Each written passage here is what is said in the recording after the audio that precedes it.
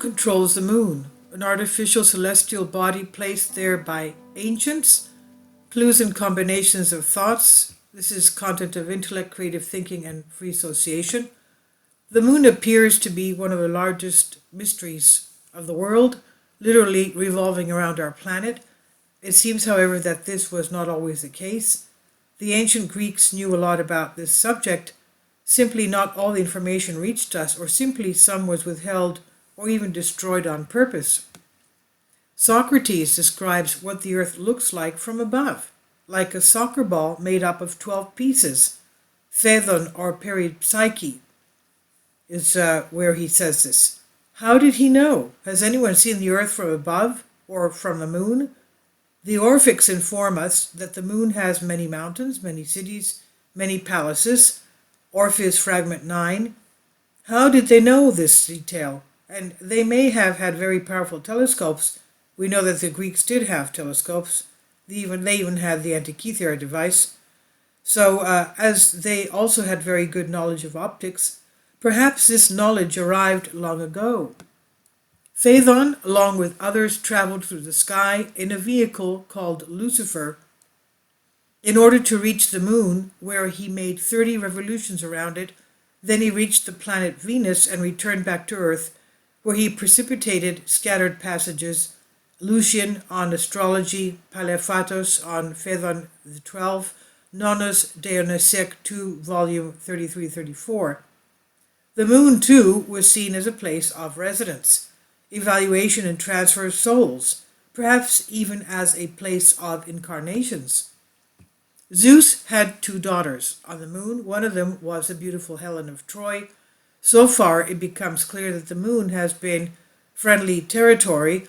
As we have seen, according to some traditions, Helen left there in an egg, quote unquote, which Pausanias himself saw, Laconia 16:1, and with it arrived at the court of Tyndareus in the area of Argos, Sparta.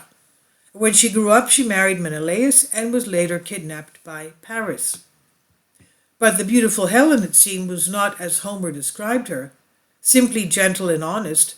According to other traditions, she must have been a bit of a slob, had become the apple of contention for Peirithous and Theseus, from whom is said to have fathered Iphigenia.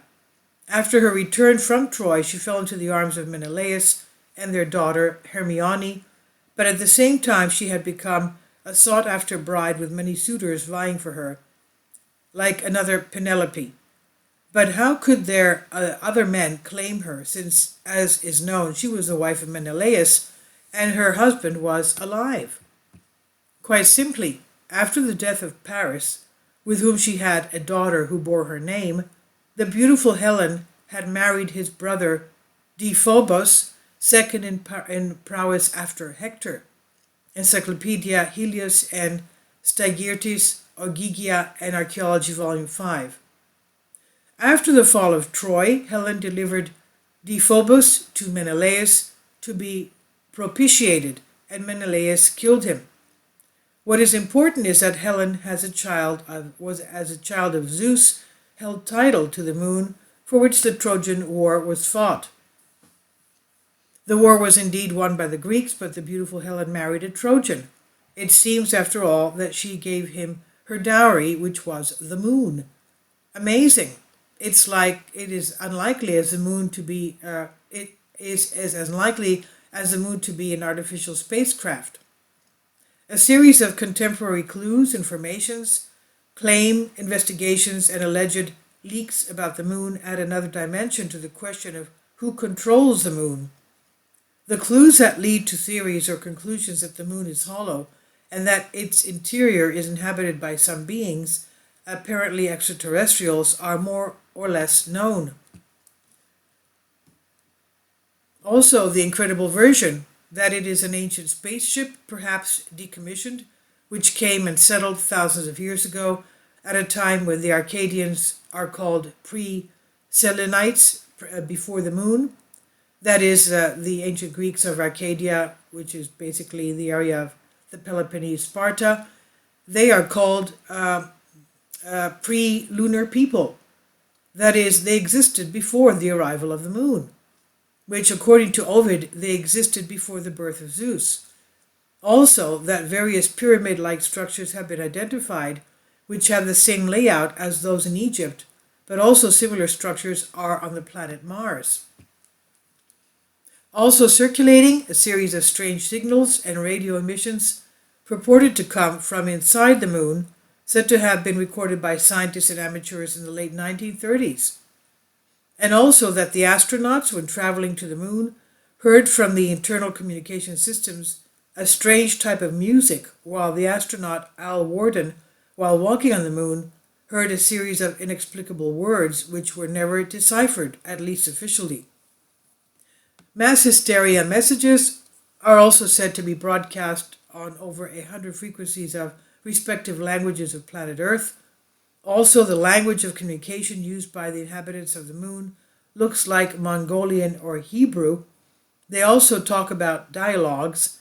Finally, according to Socrates Ekaterinidis, Greek, Latin, Scandinavian letters have been observed on the surface of the moon in the form of stigmata, but also individual Semitic and Indian.